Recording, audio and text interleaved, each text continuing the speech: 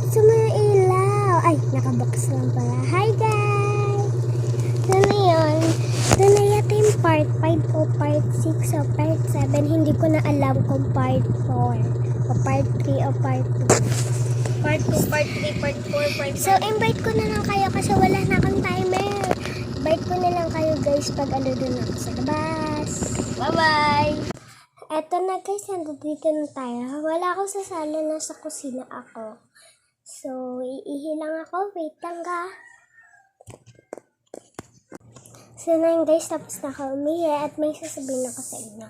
Hindi ko muna papakita sa inyo yung pag-inom ko kasi ng gatas kasi may ginagawa pa si mama. Pero pagtapos si mama ay papakita ko din naman sa inyo.